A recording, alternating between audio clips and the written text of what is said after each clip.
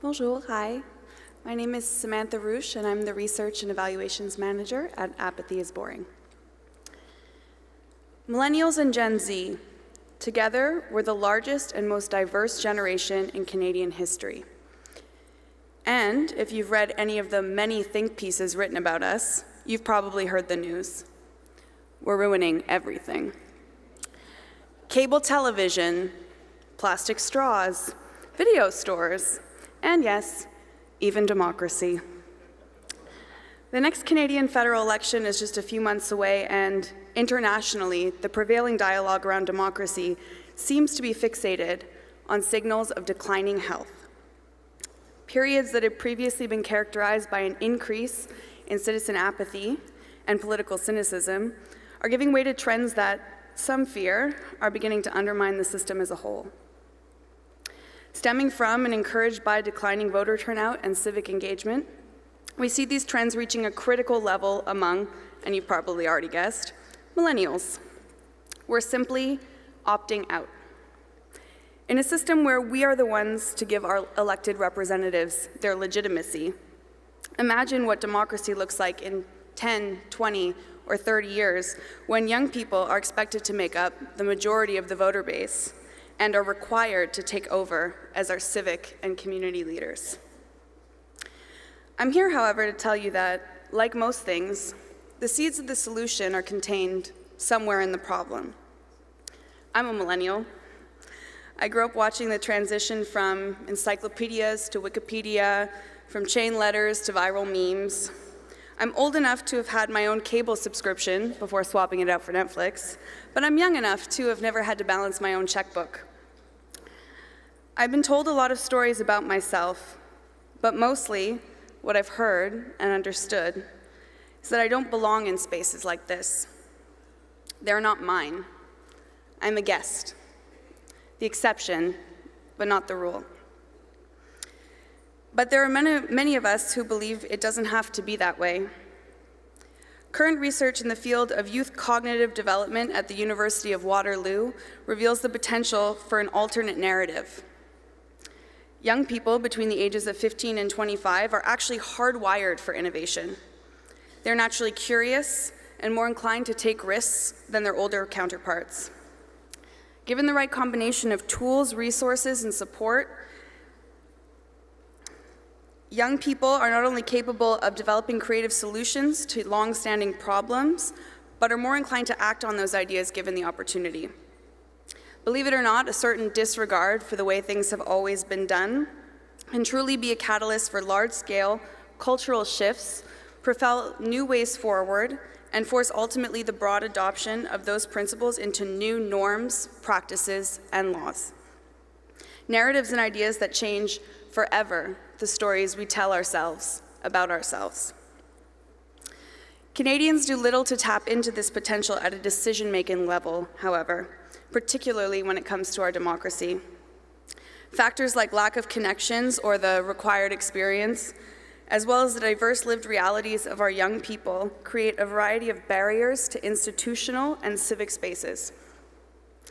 In our highest ideals, the cornerstone of our democracy has to be the sharing and distribution of power.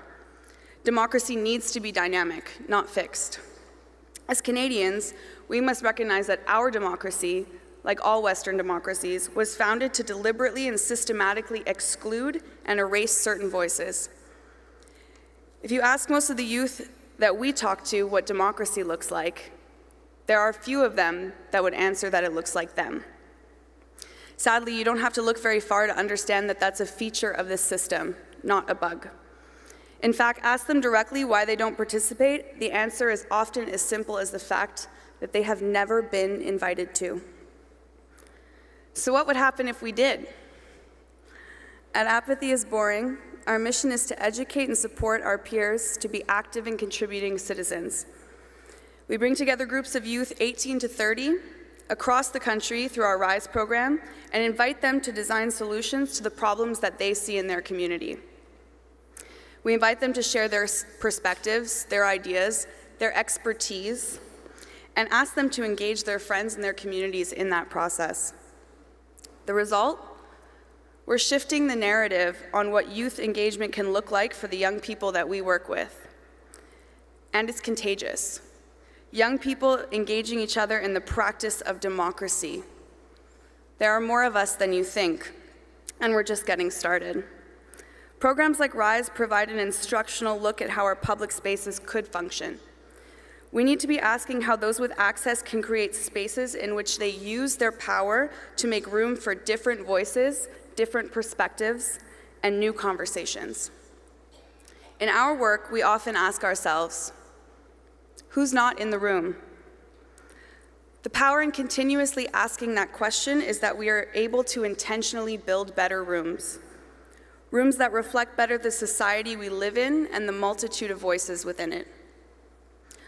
Opportunities like RISE are uncommon and don't reach the vast majority of young people in our country, particularly those who live in our most remote and marginalized communities. We too rarely make spaces where youth are meaningfully engaged as thought leaders or feel empowered to bring their perspectives and lived experiences to the forefront. Even rarer still are those meaningful experiences in which we can have a real impact on the issues that concern us. As civic leaders, it's up to you to change this, to recognize and affirm that young people are not simply emerging citizens, but actual citizens who are at a valuable and transitional stage of life where their capacity for innovation can contribute to new, previously unimagined solutions to our collective problems. Engaging young people in the process of innovation, especially when supported by those with the experience and power to bring those ideas to life, benefits everyone equally. It safeguards the future of our democracy as well as our industries, our neighborhoods, our institutions, and it makes us all better. Moving forward, we need to be asking ourselves, how can we reimagine democracy together as an open and ongoing dialogue? One that is inclusive and seeks out new voices with diverse lived experiences, innovative ideas, and at all stages of life. One that enables young people not just to see themselves reflected in the process, but meaningfully engaged by it. Our democracy only works if we all work for it. So, I want to ask you today, who's not in the room? And what are you going to do about it? Thank you.